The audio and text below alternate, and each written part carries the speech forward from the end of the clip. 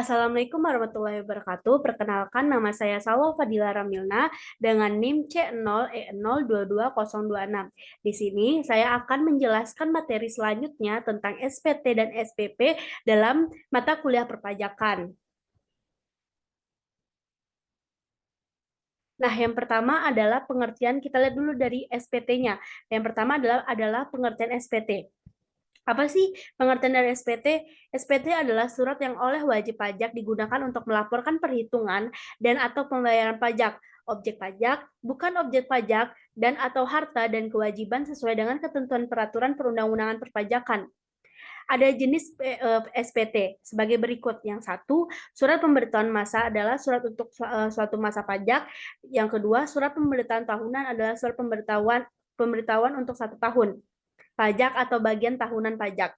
Nah, SPT meliputi yang pertama SPT tahunan pajak penghasilan dan yang kedua SPT masa yang terdiri dari SPT masa pajak penghasilan, SPT masa pajak pertambahan nilai, SPT masa pajak pertambahan nilai bagi pemungutan pajak pertambahan nilai.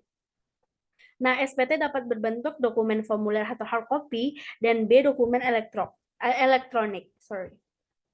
Selanjutnya adalah fungsi SPT. Bagi wajib pajak, SPT berfungsi sebagai sarana melaporkan dan mempertanggungjawabkan perhitungan jumlah pajak yang sebenarnya terutang dan untuk melaporkan tentang A. Pembayaran atau pelunasan pajak yang telah dilaksanakan sendiri atau melalui pemotongan atau pemungutan pihak lain dalam 1 tahun pajak dan bagian tahunan pajak. B. Penghasilan merupakan objek pajak dan bukan objek pajak. C. Harta dan kewajiban. D. Penyetoran dari pemotongan atau pemungutan pajak orang pribadi atau badan lain dalam 1 tahun masa pajak. Yang selanjutnya, bentuk dan isi SPT. Kita langsung masuk ke satu contoh SPT tahunan pajak. Contoh SPT tahunan badan. Pada SPT tahunan badan 1771 berisikan informasi seperti NPWP, nama dan alamat pemotong pajak, rincian penghasilan, penghitungan pemotongan PPh, dan informasi lainnya secara detail. Ada beberapa contoh lampirannya. Di sini bisa dilihat pengertiannya juga. Di sini saya akan menyebutkan secara garis besar saja apa saja bagian-bagiannya. Yang pertama ada A. Lampiran formulir 1771 1 Romawi, B. Lampiran formulir 1771 2 Romawi, C. Lampiran formulir 1771 3 Romawi, D. Lampiran formulir 1771 4 Romawi. Di sini bisa dilihat pengertiannya. Dan di makalah akan dipaparkan juga. Yang selanjutnya adalah contoh SPT masa badan. SPT bisa saja berstatus nihil atau kurang bayar untuk badan usaha misalnya karena alasan-alasan seperti tidak berjalannya kegiatan usaha, pajaknya berstatus final, atau pajak kurang bayar. Namun di tahun 2018 ini lewat Peraturan Menteri Keuangan atau PMK nomor 9/PMK-03 tahun 2018 yang mengubah ketentuan dalam PMK nomor 243 PMK 03 204 tentang surat pemberitahuan SPT, ada perubahan terkait ketentuan pelaporan SPT masa nihil.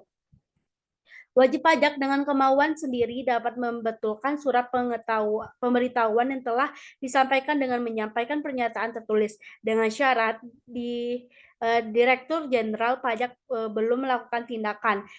A. Verifikasi dalam rangka menerbitkan surat ketetapan pajak, B. Pemeriksaan, dan C. Pemeriksaan bukti permulaan.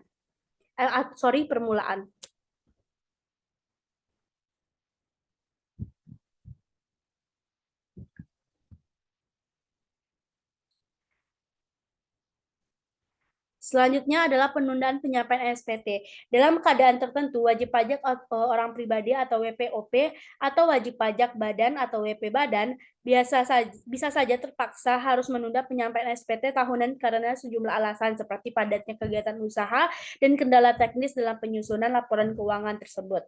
Nah, apa sih sanksinya jika terlambat atau tidak membayarkan SPT?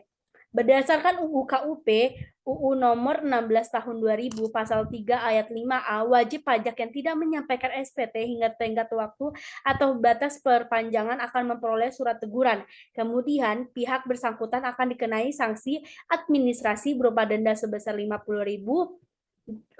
untuk 12 untuk SPT masa, Rp 100.000 untuk SPT tahunan, dan Rp 1 juta bagi badan usaha sesuai pasal 7. Sementara pada UU nomor 28 2007 disebutkan bahwa apabila kurang bayar pajak SPT tahunan akan diberi sanksi berupa bunga sebesar 2% per tahun dihitung dari batas waktu menyampaikan atau penyampaian SPT-nya.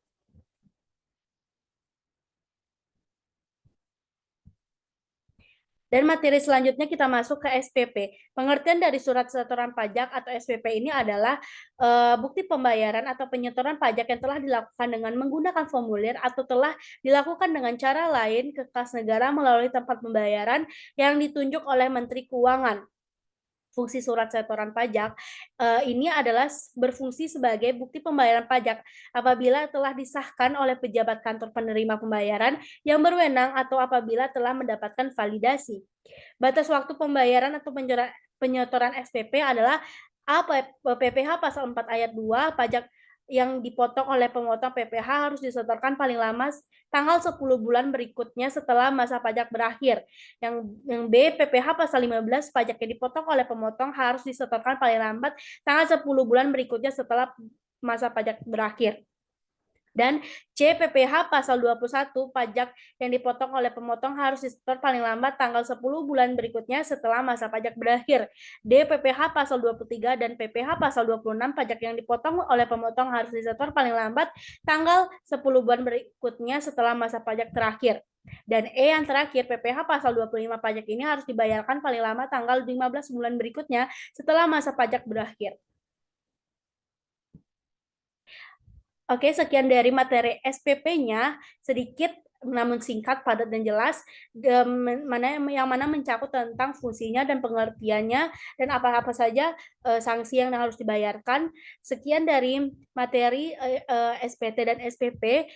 Jika saya ada kurang atau kesalahan dalam menyampaikan PPT atau memamparkan atau menyebutkan salah hukum-hukumnya, saya mohon maaf dan terima kasih atas perhatiannya. Assalamualaikum warahmatullahi wabarakatuh.